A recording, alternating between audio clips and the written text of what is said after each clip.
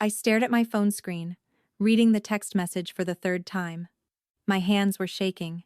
Michaela, I need to talk to you about Thanksgiving. Your father and I have been discussing it, and we think it's best if you sit this one out. Your brothers are bringing their families, and honestly, your situation is just embarrassing. You're 32 and still working that little nonprofit job. It reflects poorly on us. We'll see you at Christmas, maybe. My situation. My little nonprofit job.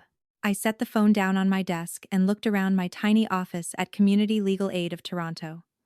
The walls were covered with thank you cards from clients. A single window overlooked a gray October sky. My desk was buried under case files, each one representing someone who couldn't afford a lawyer, someone the system had failed. I'd been doing this work for 8 years. Started right out of law school, while my brothers, Connor and Liam, went to Bay Street firms making $180,000 their first year. I made $42,000. Lived in a basement apartment in Parkdale. Drove a 2009 Honda Civic with a broken passenger window I couldn't afford to fix. My mother had made her disappointment clear from day one.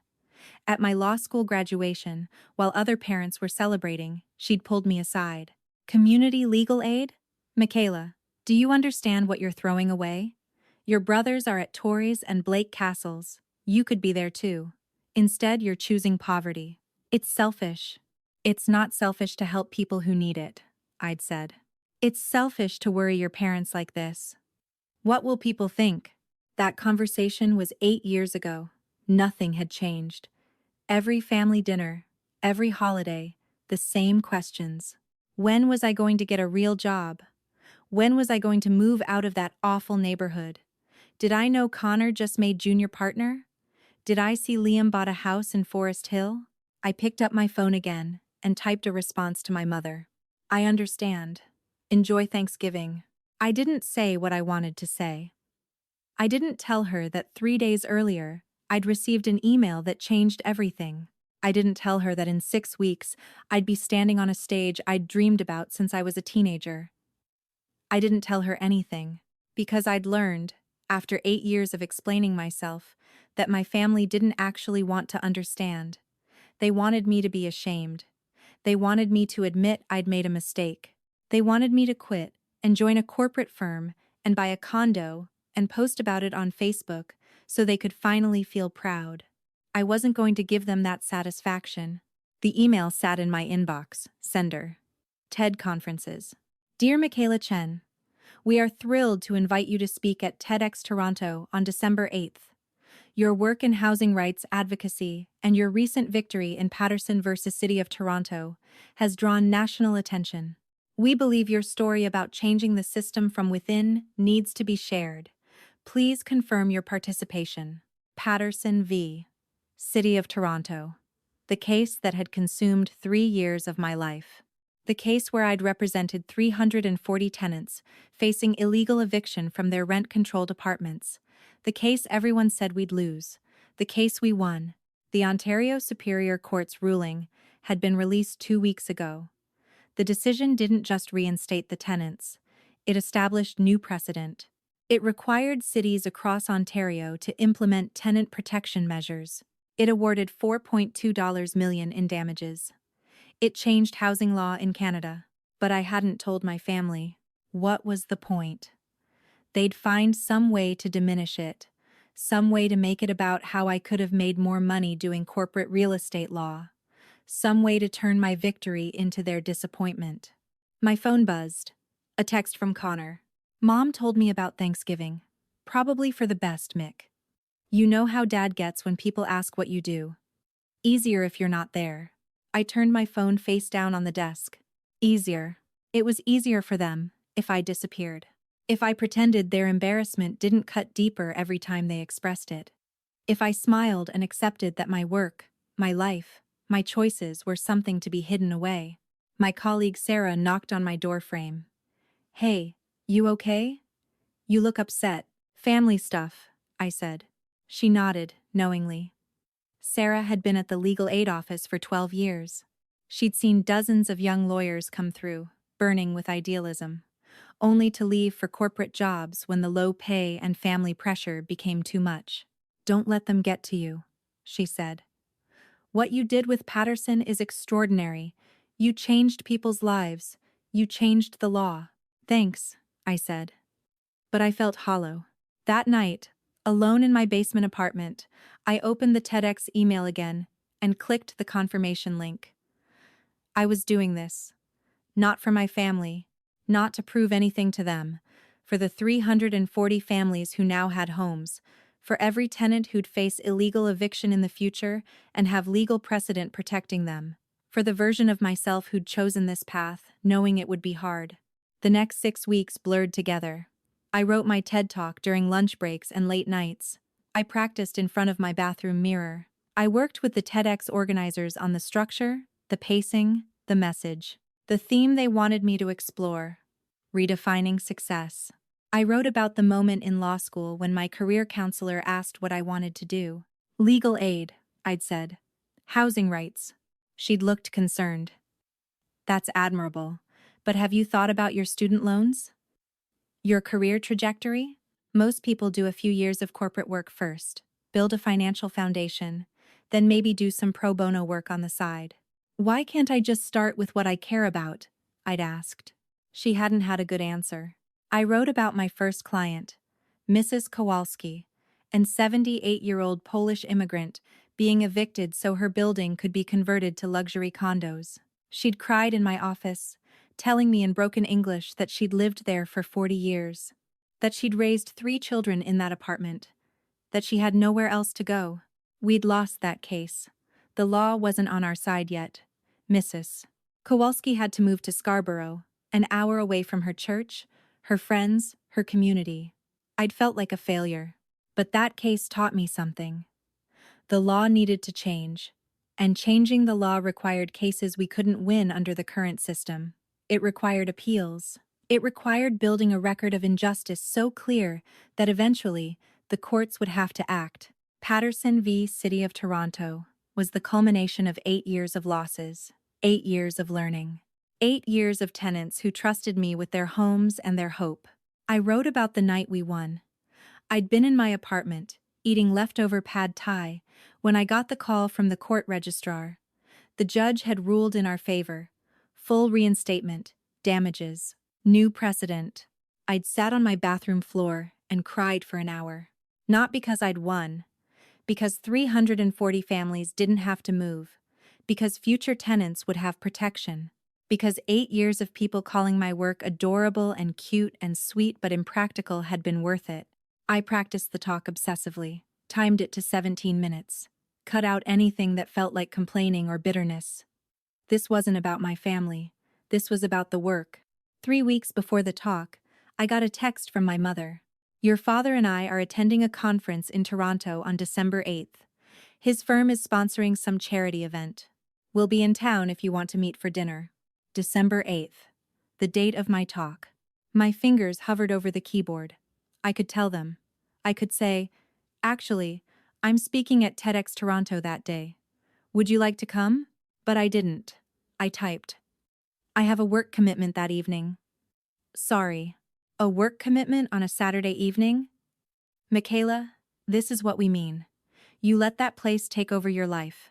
I didn't respond. 2 weeks before the talk, the TEDx organizers asked for a bio and photo for the program. Michaela Chen is a housing rights lawyer at Community Legal Aid of Toronto. She recently won Patterson versus City of Toronto, a landmark case protecting 340 tenants from illegal eviction and establishing new housing rights precedent across Ontario. The case resulted in $4.2 million in tenant damages and systemic policy changes in municipalities across the province. Michaela graduated from Osgoode Hall Law School and has dedicated her career to ensuring access to justice for low-income Canadians. I looked at the bio. That was my life. That paragraph represented 8 years of work, 8 years my family had dismissed as embarrassing. 1 week before the talk, Sarah grabbed my arm as I was leaving the office. "I'm so proud of you," she said. "This TED Talk is going to reach so many people. Young lawyers who think they can't afford to do this work. Tenants who don't know they have rights. You're going to change minds. I hope so, I said. You will. Trust me. December 8th arrived cold and gray. I woke up at 6 a.m., too nervous to sleep. The talk was at 3 p.m. at the Royal Conservatory of Music. I'd visited the venue the week before for a tech rehearsal. The theater held 1,140 people. Every seat was sold. I put on the outfit I'd chosen, a simple black blazer and pants, a white blouse, professional but not corporate. I wasn't trying to look like my brothers. I was trying to look like myself. At noon, my phone buzzed. A text from Liam. Hey Mick, Connor and I are in Toronto for Dad's firm thing. Any chance you're free for a late lunch? We're at Canoe. Canoe, the restaurant on the 54th floor of the TD Bank Tower. Of course they were. Can't, sorry. Working. On a Saturday? Come on. 1 hour. Really can't. Have a good time. I silenced my phone and headed to the Royal Conservatory. The organizers met me backstage. There were 6 other speakers that day, all brilliant people doing remarkable work. A neuroscientist, a climate activist, an indigenous educator. I felt small among them. You're on 4th, the stage manager said. Right after the 2:30 break, prime slot. I nodded, my mouth too dry to speak. At 2:15, I peeked through the curtain at the audience filing back to their seats. The theater was nearly full. I scanned the faces, not sure what I was looking for. And then I saw them. Row M, left side. My mother, my father, Connor, Liam. My heart stopped. What were they doing here? This wasn't their charity event. This was... And then I understood. My father's firm was the corporate sponsor, the law firm of Davies, Ward, Phillips, and Weinberg. Their logo was on every program, every screen. They'd come for the corporate networking. They'd come because my father's firm had sponsored the event. They had no idea I was speaking. I stepped back from the curtain, my hands shaking. This wasn't how this was supposed to go. They weren't supposed to be here. I hadn't prepared for this. I'd prepared to tell my story to strangers, not to my family. Not to the people who'd spent 8 years telling me this work didn't matter. The stage manager touched my arm. You okay? You look pale. My family's in the audience, I said. They don't know I'm speaking. Her eyes widened. Then she smiled. That's quite a surprise. I don't think I can do this. Yes, you can. You've practiced. You know your talk. Just focus on the message, not on them. The third speaker finished to applause. The host walked onto the stage. Our next speaker is a housing rights lawyer who recently won one of the most significant tenant protection cases in Canadian history. Her work is redefining what justice looks like for vulnerable Canadians. Please welcome Michaela Chen. I walked onto the stage. The lights were bright. I couldn't see the audience clearly, which helped. I took my position at the red circle marked on the floor. The screen behind me lit up with my name and photo. Michaela Chen, housing rights lawyer, Community Legal Aid of Toronto. I took a breath and began. 8 years ago, my career counselor told me I was making a mistake. I'd just graduated from law school with honors. I had offers from 3 of Toronto's top corporate firms, starting salary, $180,000. And I'd turned them all down to work at a legal aid clinic, making $42,000 a year. My voice was steady. I couldn't see row M. I couldn't see my family's faces. I just kept talking, she said. That's admirable. But have you thought about your student loans? Your career trajectory? Most people do corporate work first, build a financial foundation, then maybe do some pro bono work on the side. And I remember thinking, why does helping people have to be something we do on the side? Why can't it be the foundation? I told Mrs. Kowalski's story. I explained how housing law in Ontario had failed tenants for decades. I described the Patterson case, the 3 years of work, the 340 families whose lives hung in the balance. We were told we'd lose. The law wasn't on our side. Precedent wasn't on our side. But you know what was on our side? The truth. The truth that housing is a human right. The truth that our legal system is supposed to protect the vulnerable, not just the powerful. The audience was silent, engaged. I could feel their attention. When we won Patterson, when the judge ruled in our favor and established new precedent protecting tenants across Ontario, I didn't feel victorious. I felt relieved. Because 340 families got to stay in their homes. Because future tenants would have legal protection. Because the work I'd been told was impractical and adorable and, quite frankly, embarrassing. I paused. Let the word hang. Had changed the law of this province. I talked about the cost. The personal cost of choosing a path that doesn't come with obvious markers of success. The apartments you can't afford. The cars you drive into the ground. The family dinners where people ask when you're going to get a real job. But here's what I've learned about success. Success isn't measured in salary. It isn't measured in job titles or square footage or what kind of car you drive. Success is measured in impact, in lives changed, in systems improved, in the world being even slightly more just because you were here. The screen behind me changed. It showed a photo of the Patterson tenants outside the courthouse on the day of the ruling, 340 faces. Old, young, families, individuals, all of them smiling. These people are my success. This case is my success. The fact that housing law in Canada is now stronger, fairer, more protective of vulnerable tenants, that's my success. And I wouldn't trade it for anything. I looked directly at where I knew row M was, even though I couldn't see them through the lights.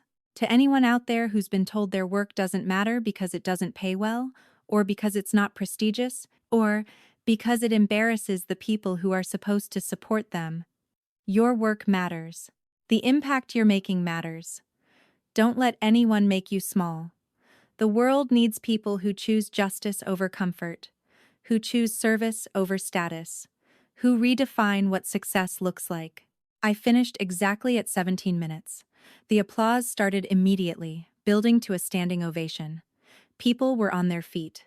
I could finally see past the lights to the audience. I could see row M. My father was standing, but his face was white. My mother's hand was over her mouth. Connor and Liam were on their feet, clapping, but they looked shocked, disbelieving. I walked off stage into the wings. My legs felt weak. The stage manager hugged me. "That was powerful," she said. "Look, they want you for a curtain call." The host was on stage. "Let's bring Michaela Chen back out for another round of applause. Her work has literally changed the law in our province." I walked back out. The audience was still standing, still clapping. I saw phones out, people filming. I saw my family, still standing, still staring. After the curtain call, I went backstage to the green room where speakers gathered after their talks. Other speakers congratulated me. The neuroscientist hugged me. "That was the most honest talk I've heard at one of these events," she said. A TEDx organizer poked her head in. "Michaela, there's some people here who'd like to meet you. Should I send them back?" My stomach dropped. "Who?" "They said they're your family." I took a breath. "Give me 2 minutes." Then yes. I went to the bathroom. Looked at myself in the mirror. I'd done it. I'd told my story. Whether they understood it or not, whether they accepted it or not, I'd spoken my truth. When I came back to the green room, they were waiting. All 4 of them. They looked out of place among the speakers and activists and academics. My mother spoke first. Her voice was small. "Michaela, we had no idea. Patterson v. City of Toronto? That was you?" "Yes," I said. "But it was all over the news," Connor said. "The lawyer was M. Chen. I didn't put it together." "I don't use my first name professionally," I said. "Most lawyers don't." My father looked like he was struggling to find words. "Finally. The talk you gave. What you said about being embarrassed. That was about us. It wasn't a question. I didn't need to confirm it. We all knew." "Why didn't you tell us?" my mother asked. "About the case? About the TED Talk? About any of this?" I looked at her. Really looked at her. "When have you ever asked? When have any of you asked about my work beyond, are you still at that place? You didn't want to know. You wanted me to quit. To admit I'd made a mistake. You uninvited me from Thanksgiving because my life was embarrassing to you. So no, I didn't tell you. I stopped trying to explain myself years ago. The silence was heavy. Liam spoke. Mick, I'm sorry. I'm really sorry. What you've done, it's incredible. I had no idea the scope of. I know you didn't, I interrupted. Because you never asked. My father cleared his throat. The firm, my firm, we're the corporate sponsor here. I'm supposed to do a closing speech, thank the speakers. I had no idea my daughter was one of them. I've been going to partners all day, networking, and. He trailed off. And you're embarrassed, I finished. Again. But this time, because you didn't know, not because of what I do. No, he said sharply. That's not. He stopped, started over. You're right. I've been embarrassed by the wrong things. I should have been proud. I should have been asking about your work. I should have. He looked genuinely pained. I don't know how to fix this. I don't either, I said honestly. My mother was crying quietly. When you said embarrassing on that stage, I felt it. I felt how much we've hurt you. I've spent 8 years worried about what people think, and I never stopped to ask what this has cost you. I'm so sorry, sweetheart. I wanted to accept the apology. I wanted to hug her and say it was okay. But it wasn't okay. 8 years of dismissal didn't disappear with one apology. I appreciate that, I said carefully. But I need time. This isn't something that's fixed with one conversation. Connor nodded. Fair. That's fair. For what it's worth, I looked up the Patterson case during your talk. You went up against the city's entire legal team. You won a $4.2 million judgment. You changed housing law across Ontario? That's. He shook his head. That's huge. I do corporate mergers. Last week I facilitated a company buying another company. At the end of the day, rich people got richer. What you do actually matters. Both can matter, I said. But yes, I chose work that matters to me. And I need you all to respect that. Even if it's not what you would have chosen. My father extended his hand. A formal gesture. I'd like to try again. As a family. If you're willing. I looked at his outstretched hand. Part of me wanted to walk away. To tell them they'd had 8 years to try. But another part of me, the part that still remembered family dinners before law school, before the disappointment set in, wanted to believe people could change. I shook his hand. We can try. But I need you to understand something. My life isn't going to change. I'm still going to work at Legal Aid. I'm still going to live modestly so I can do this work. I'm still going to prioritize impact over income. If you can't accept that, if you're going to keep waiting for me to come to my senses, then we can't do this. I understand, my father said. We'll do better. After they left, the TEDx organizer found me again. That was your family? The ones who didn't know? Yeah, I said. Wow. That must have been intense. Hey, listen. I wanted you to know we've already had 3 law firms reach out asking if you'd be interested in consulting on tenant rights cases. And there's a legal education company that wants to license your talk for law schools. Your message is resonating. Over the next week, the TEDx talk went up online. Within 3 days, it had 200,000 views. Within a week, 800,000. Comments poured in from law students, from other legal aid lawyers, from people who'd faced eviction, from parents apologizing to their own children for not supporting their career choices. My inbox filled with speaking requests. A Canadian law school asked me to give their commencement address. A national legal conference invited me to keynote. The Ontario Bar Association wanted me for a panel on access to justice. And my family, they were trying. My mother texted me articles about housing rights. My father's firm made a $50,000 donation to community legal aid. Connor called and asked if he could refer some pro bono hours from his firm to help with our caseload. Liam invited me to lunch and actually asked about my work, listened to my answers. It wasn't perfect. There were still moments when I could see my mother wanting to suggest I move to a better neighborhood, or my father glancing at my 10-year-old car with concern. But they were trying. And I was allowing them to try. 3 months after the TED Talk, my mother called. Michaela, I'm organizing Thanksgiving this year. I want you to be there, and I want to tell everyone about your work, if that's okay. I want people to know what you do. I want them to understand why it matters. I felt tears prick my eyes. I'd like that, Mom. And bring a guest if you'd like. A friend, a colleague, anyone. I want to meet the people in your life. The people I should have been asking about all these years. After I hung up, I sat in my office at Community Legal Aid and looked at the thank you cards on my wall.